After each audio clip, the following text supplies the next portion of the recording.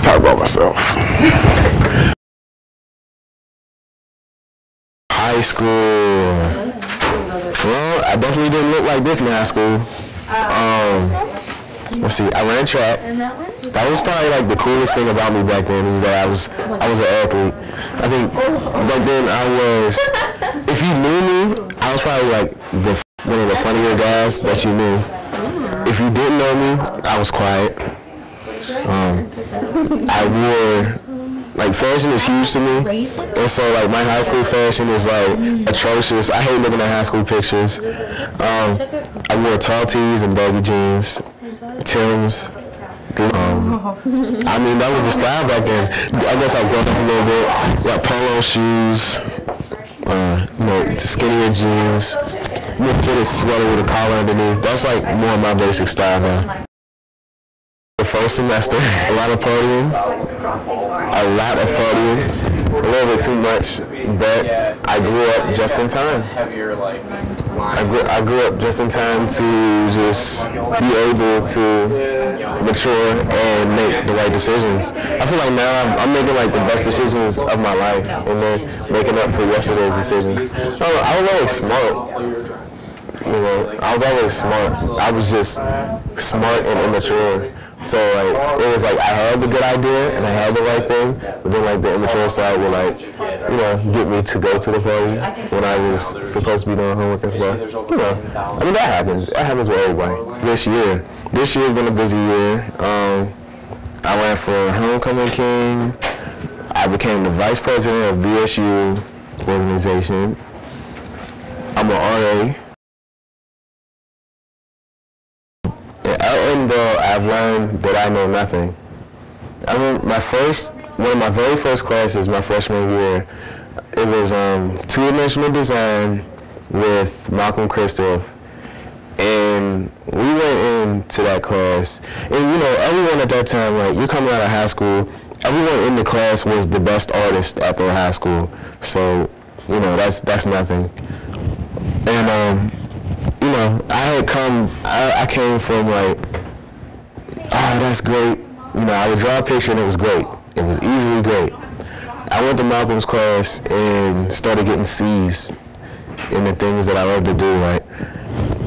He opened my eyes to just learning basically how to be an artist. He taught me that basically you have to have the technique down before you can do anything. Artists inspired me. Well, Paul Ray, he's very good. I like him. Paul Ray. He's a designer and animator. He animated and designed. He's most known for the ABC logo. Aaron Magruder, the artist behind the Boondocks. I'm more of a fan of the comic strip. I used to read it in the Sunday paper all the time. Never had the pleasure of reading the books, but I did read it in the Sunday paper. Charles Schultz and Stan Lee. I love both of them, even though they don't know me. Stan Lee, obviously the guy that did all the Marvel comics, Spider-Man, X-Men. And Charles Schultz, as I mentioned, the writer, artist behind Charlie Brown, the Peanuts. They are like classic. The animation might not have been like, the drawings weren't the greatest, but the storylines were like magnificent. If I was a superhero, who would I be? Gambit from the X-Men. He's like the smooth guy. He's good, but he has an edge to him. And he wields cards. He like he's the card guy. I most relate to him. I would say Spider-Man, Peter Parker. Because in one sense, he's broke and he's struggling.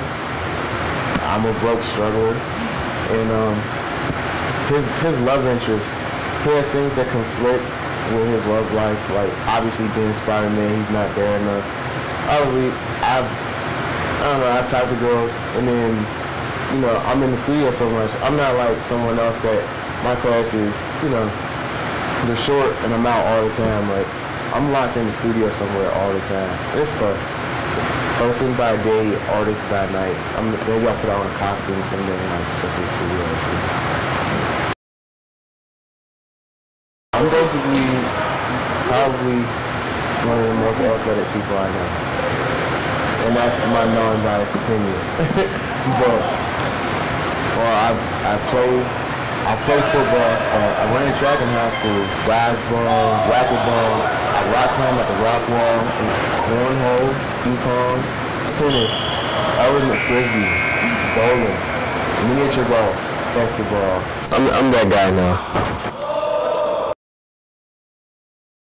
It's about a robot learns to like feel things, and like basically the only thing it feels is music, and it's just basically a testament or a showing of the power of music, because music is very powerful.